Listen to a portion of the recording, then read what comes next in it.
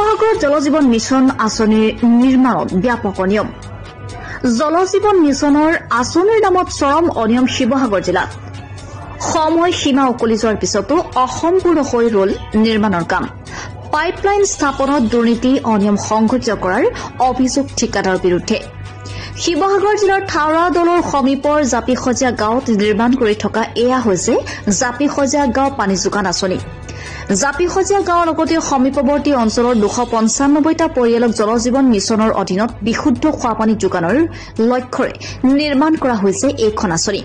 মুঠ 1,78,55,000 টকা ব্যয়েৰে নিৰ্মাণ কৰি থকা এই আঁচনিৰ নিৰ্মাণত ব্যাপক অনিয়ম আৰু দুৰ্নীতি সংঘটিত কৰিছে ঠিকাদাৰে।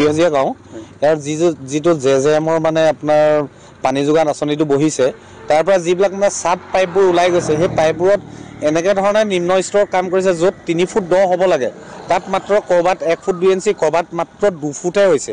আৰু এতিয়া এই আলি কাষত যিটো মানে 4 লেনৰ কাষত খান্দিলে, সেইটো কালি চাইছোঁ, মই ফটো মাৰিছিলোঁ, ফেচবুকত দিছিলোঁ মই। তাত দেখিলত সিহঁতে মানে কি কৰিলে, আজি বৰষুণ দি থকা অৱস্থাতে গৈ পাইপখিনি ফিটিং কৰি লগালগে পুতি দিছে, যাতে কোনেও নেদেখে, কোনো মাত মাতিব নোৱাৰে। আৰু এতিয়া খালৰ কিনাৰেদি যিটো মানে পুলৰ তলেদি গৈছে, তাত কোনো মাটিৰে থকাটো নাই, ক'ৰবাততো পাইপডাল উপঙি গুচি আহিলে পানীৰ পৰা। আৰু ইমান নিম্ন স্তৰৰ কাম কৰিছে।